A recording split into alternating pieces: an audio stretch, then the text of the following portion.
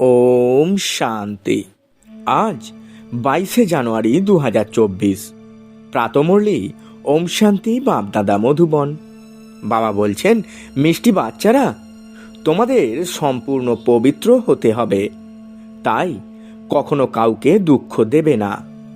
কর্মেন্দ্রিয়ের দ্বারা কোনো রকম বিকর্ম যেন না হয়। সদা বাবার আদেশ অনুসারে চলতে থাকো। প্রশ্ন: পাথর থেকে পরশমণি হওয়ার যুক্তি কি? কোন রোগটি এই ক্ষেত্রে বিঘ্ন রূপে আসে? উত্তরে বাবা খুব মিষ্টি করে আমাদের সকল বাচ্চাদের বোঝাচ্ছেন। বাবা বলছেন, পাথর থেকে পরশমণি হওয়ার জন্য সম্পূর্ণ নারায়ণী নেশা চাই, মানে নর থেকে নারায়ণ হওয়ার নেশা চাই। দেহ অভিমান যেন না থাকে। এই দেহ অভিমানী হল কঠিনতম অসুখ। যতক্ষণ দেহি অভিমানী না হবে ততক্ষণ পরশমণিও হতে পারবে না। যারা পরশমণি হবে তারাই বাবার সহযোগী হবে। সার্ভিসও তোমাদের বুদ্ধিকে সোনায় পরিণত করবে। এই জন্য পড়াশোনায় সম্পূর্ণ মনোযোগ দিতে হবে। ওম শান্তি। আত্মিক বাচ্চাদের প্রতি আত্মিক পিতা সাবধানে নির্দেশ দেন যে, বাচ্চারা নিজেদেরকে সঙ্গম যুগী ভাবো, সত্যযুগী তো ভাববে না। তোমরা ব্রাহ্মণরাই নিজেদেরকে সঙ্গম যুগী ভাববে। অন্যরা তো সবাই নিজেদেরকে কলিযুগী ভাবছে। অনেক তফাৎ আছে সত্যযুগ ও কলিযুগ, স্বর্গবাসী বা নরকবাসী। তোমরা হলে না স্বর্গবাসী না নরকবাসী, তোমরা হলে পুরুষোত্তম সঙ্গমবাসী। এই সঙ্গম যুগকে তোমরা ব্রাহ্মণরাই জানো, আর কেউ জানে না। তোমরা যদিও জানো কিন্তু বারে বারে ভুলে যাও। এখন মানুষকে কিভাবে বোঝাবে? তারা তো রাবণের শৃঙ্খলে আবদ্ধ আছে। রামরাজ্য তো নয়। রাবণ দহন করতেই থাকে। এর দ্বারা প্রমাণিত হয় যে এটাই হলো রাবণ রাজ্য। রামরাজ্য কি এবং রাবণ রাজ্য কি, এই সব তোমরা এখন বুঝে গেছো। নম্বর অনুযায়ী বাবা আসেন সঙ্গম যুগে। তাই তো বর্তমানে এই সাক্ষাৎ ঘটে সত্যযুগ এবং কলিযুগের। কলিযুগবাসীদের নরকবাসী, সত্যযুগবাসীদের স্বর্গবাসী বলা হয়। স্বর্গবাসীদের পবিত্র, নরকবাসীদের পতিত বলা হয়। তোমরা তো অনুপম, সুতরাং তোমরা এই পুরুষোত্তম সঙ্গম যুগকে জানো। তোমরা জানো আমরা হলাম ব্রাহ্মণ। বর্ণের চিত্রটিও খুব ভালো। এই চিত্রের আধারে তোমরা বোঝাতে পারো। কন্ট্রাস্ট বোঝানো উচিত, মানে বিপরীত পার্থক্য বোঝানো উচিত, যাতে মানুষ নিজেদেরকে নরকবাসী পতিত কাঙাল ভাবে। লেখা উচিত, এখন হলো পুরানো কলিযুগী দুনিয়া, সত্যযুগ স্বর্গ হলো নূতন দুনিয়া। তোমরা নরকবাসী নাকি স্বর্গবাসী? তোমরা দেবতা না অসুর? এমন তো কেউ বলবে না যে আমরা হলাম স্বর্গবাসী। অনেকে এমন ভাবে আমরা তো স্বর্গে বসে আছি। আরে এটা তো হলো নরক, তাই না? সত্যযুগ কোথায়? এ হলো রাবণ রাজ্য। তবেই তো রাবণকে পোড়ানো হয়। তাদের কাছেও অনেক উত্তর থাকে। সর্বব্যাপী নিয়েও কত ডিবেট করে। তোমরা বাচ্চারা একদম সরাসরি জিজ্ঞাসা করো, এখন নূতন দুনিয়া নাকি পুরানো দুনিয়া? এমন ক্লিয়ার কন্ট্রাস্ট বলা উচিত, মানে পরিষ্কারভাবে উভয়ের পার্থক্য বলা উচিত। এর জন্য বিশেষ বুদ্ধি চাই। এমন যুক্তি দিয়ে লেখা উচিত যাতে মানুষ নিজেকে জিজ্ঞাসা করে যে আমি কি নরকবাসী না স্বর্গবাসী? এটা কি পুরানো দুনিয়া না নূতন দুনিয়া? এটা রামরাজ্য না রাবণ রাজ্য? আমরা পুরানো কলিযুগী দুনিয়ার বাসিন্দা নাকি নূতন দুনিয়ার বাসিন্দা? হিন্দিতে লিখে তারপর ইংরাজিতে গুজরাটিতে ট্রান্সলেট করো। তো মানুষ নিজেকে জিজ্ঞাসা করবে, আমরা কোথাকার নিবাসী? কেউ শরীর ত্যাগ করলে বলা হয় স্বর্গে গেছে, কিন্তু স্বর্গ এখন আছে কোথায়? এখন তো হলো কলিযুগ, অবশ্যই পুনর্জন্ম এখানেই নেবে, তাই না? স্বর্গ তো সত্যযুগকে বলা হয়, সেখানে এখন যাবে কিভাবে? এই সব হলো বিচার সাগর মন্থন করার কথা। এমনই ক্লিয়ার কন্ট্রাস্ট যেন থাকে, তাতে লিখে দাও ভগবানুবাচ। প্রত্যেককে নিজেকে প্রশ্ন করো যে আমি সত্যযুগী রামরাজ্য নিবাসী না কলিযুগী রাবণ রাজ্যের নিবাসী? তোমরা ব্রাহ্মণরা হলে সঙ্গম যুগী, তোমাদের তো কেউ জানে না। তোমরা হলে সবার থেকে আলাদা এবং বাবার ঘনিষ্ঠ। তোমরা সত্যযুগ কলিযুগ সম্পর্কে যথার্থভাবে জানো। তোমরা প্রশ্ন করতে পারো যে তোমরা বিকারী ভ্রষ্টাচারী নাকি নির্বিকারী শ্রেষ্ঠাচারী? এই নিয়ে তোমাদের বই তৈরি হতে পারে। নূতন কথা বের করতে হয়, তাই না? যাতে মানুষ ভাবে যে ঈশ্বর সর্বব্যাপী নন। তোমাদের এই লেখা দেখে তারা নিজেরাই নিজেকে প্রশ্ন করবে। একে আয়রন এজ তো সবাই বলে। সত্যযুগী দেবী দেবতাদের রাজ্য তো একে কেউ বলতে পারে না। এটা নরক না স্বর্গ?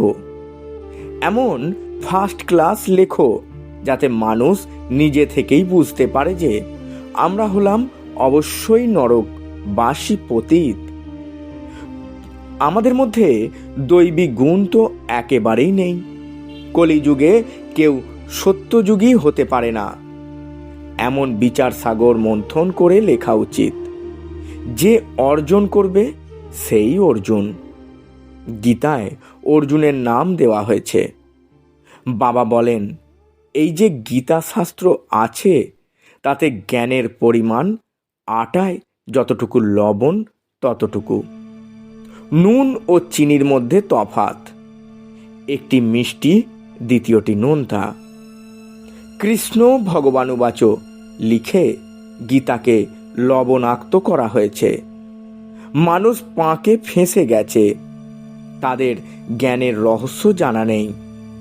এই জ্ঞান ভগবান কেবল তোমাদেরই শোনাচ্ছেন, অন্যরা কেউ জানে না। নলেজ তো খুবই সহজ, কিন্তু ভগবান পড়ান সেই কথা ভুলে যায়, টিচারকেই ভুলে যায়। তা না হলে স্টুডেন্ট কখনো টিচারকে ভুলে যায় না। ক্ষণে ক্ষণে বলে, বাবা আমরা আপনাকে ভুলে যাই। বাবা বলেন, মায়াও কম নয়, তোমরা দেহ অভিমানী হয়ে যাও, অনেক বিকর্ম করো। এমন একটা দিন নেই যে বিকর্ম করো না। একটাই মুখ্য বিকর্ম করো, যা হলো বাবার আদেশ ভুলে যাওয়া। বাবা আদেশ করেন মন মনা ভাবো, নিজেকে আত্মা ভাবো। এই আদেশ না মানলে বিকর্ম হবে নিশ্চয়ই।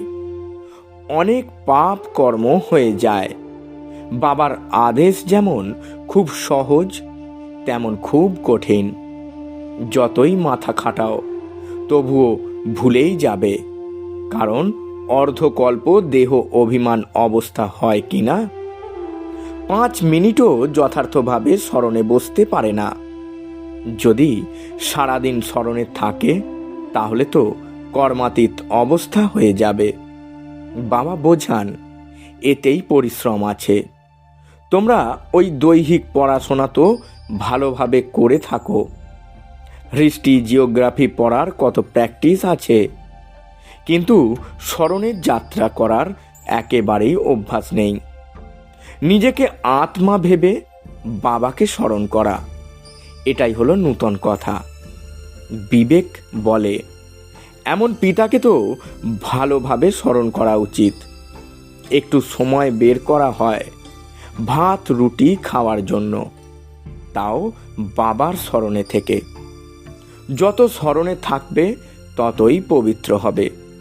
এমন অনেক বাচ্চা আছে যাদের কাছে এত টাকা পয়সা আছে যে তার থেকে অনেক সুদ প্রাপ্ত হবে।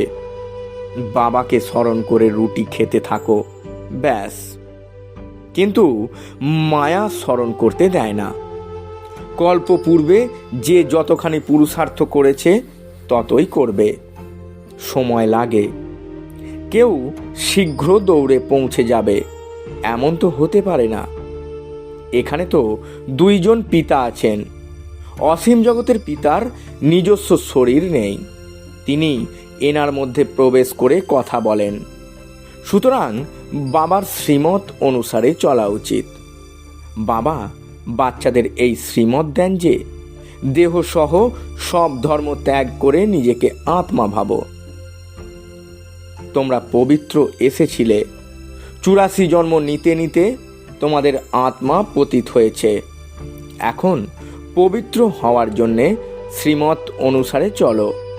তখন বাবা গ্যারেন্টি করেন তোমাদের পাপ কেটে যাবে, তোমাদের আত্মা কাঞ্চন সম হয়ে যাবে।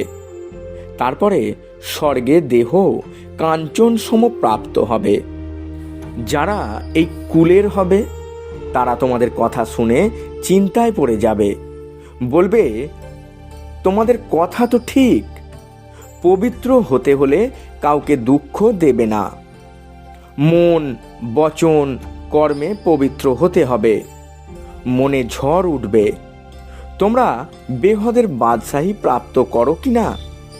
তোমরা সত্যি কথা বলো বা না বলো, কিন্তু বাবা নিজে বলেন মায়া অনেক বিকল্পে আসবে, কিন্তু কর্মেন্দ্রিয়ের দ্বারা কোনো বিকর্ম করবে না, কর্মেন্দ্রিয়ের দ্বারা কোনো পাপ করবে না।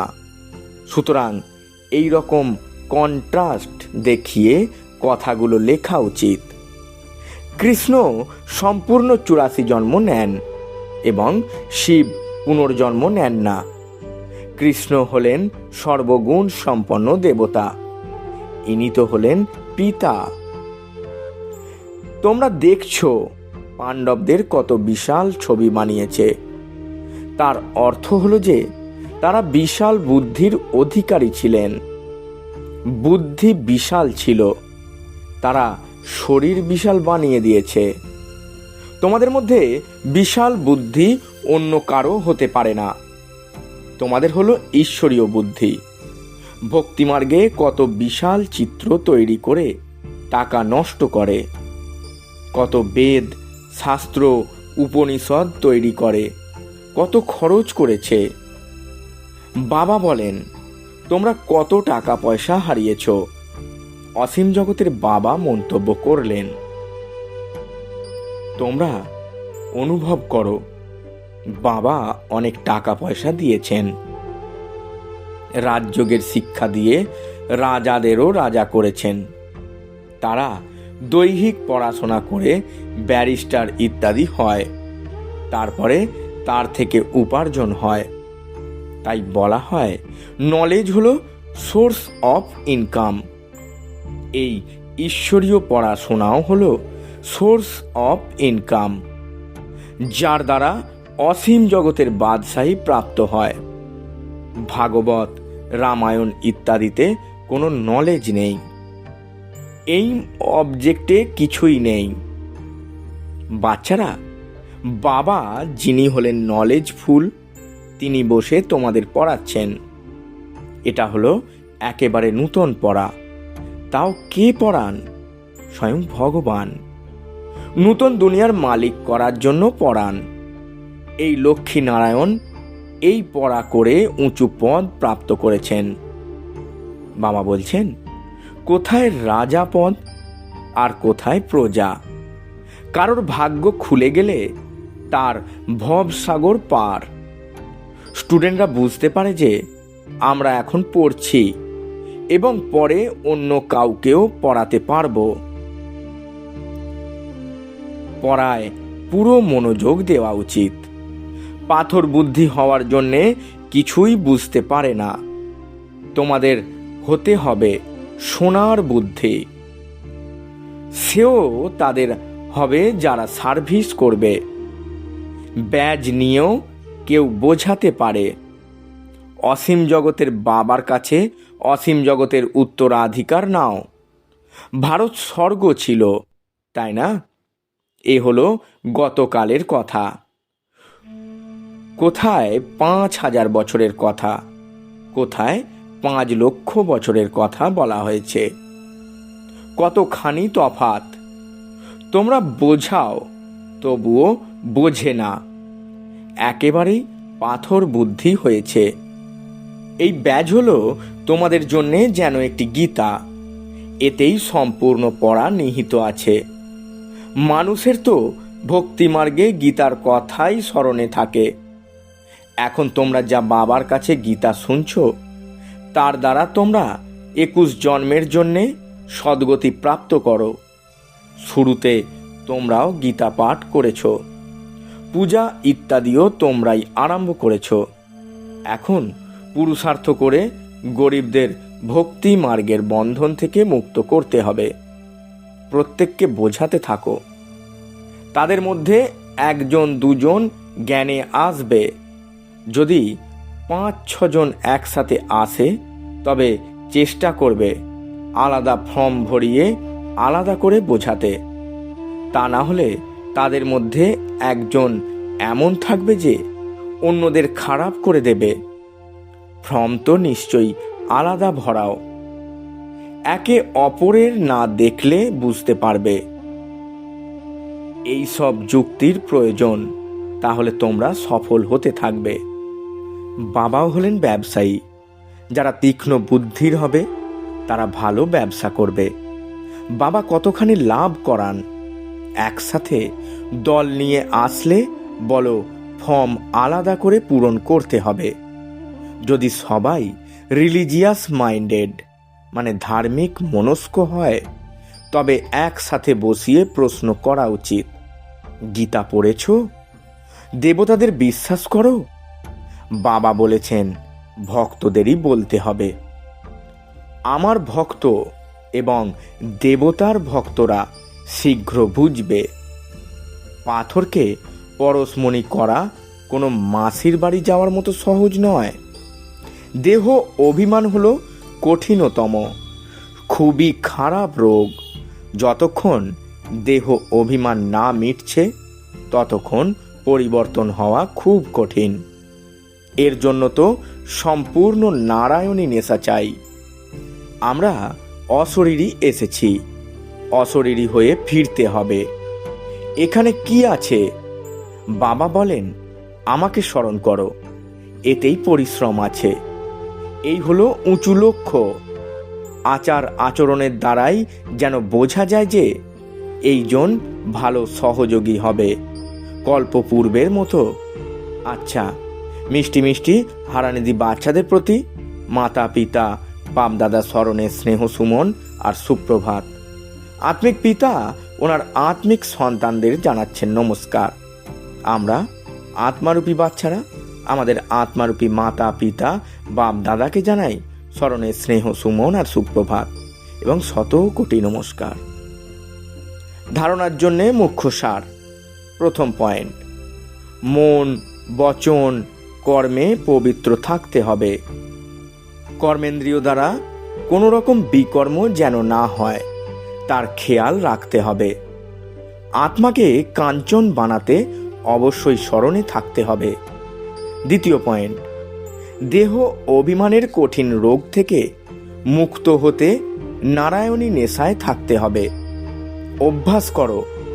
আমরা অশরীরী এসেছিলাম, এখন অশরীরী হয়ে ফিরে যেতে হবে। বরদান, যোগ করা এবং করানোর সাথে সাথে প্রয়োগী আত্মা ভব। ব্যাখ্যায় বাবা বলছেন, বাপদাদা দেখছেন যে বাচ্চারা যোগ করা আর করানো দুটোতেই খুব হুঁশিয়ার। তো যেরকম যোগ করা আর করানোতে যোগ্য হয়েছ, এই রকম প্রয়োগ করতেও যোগ্য হও আর বানাও। এখন প্রয়োগী জীবনের আবশ্যকতা আছে। সবার আগে চেক করো যে নিজের সংস্কার পরিবর্তনে কতখানি প্রয়োগী হয়েছ। কেননা শ্রেষ্ঠ সংস্কারই হলো শ্রেষ্ঠ সংসার রচনার ভিত্তি। যদি ভিত্তি মজবুত, তো অন্য সকল কথা সত্য মজবুত হয়েই আছে। স্লোগান: অনুভবী আত্মারা কখনো বায়ুমণ্ডল বা সঙ্গের রঙে আসতে পারবে না। ওম শান্তি। অব্যক্ত সাইলেন্সের দ্বারা ডবল লাইট ফরিস্তা স্থিতির অনুভব করুন। সদা খুশির দোলনায় দুলতে থাকা, সকলের বিঘ্ন হরণকারী বা সকলের মুশকিলকে তখন সহজ করতে পারবে যখন সংকল্পে দৃঢ়তা থাকবে আর স্থিতিতে ডবল লাইট হবে। আমার কিছু নেই, সব কিছুই হলো বাবার। যখন বোঝা নিজের উপরে রাখো, তখনই সকল প্রকারের বিঘ্ন আসে। আমার নেই তো নির্বিঘ্ন। ওম শান্তি। নমস্কার।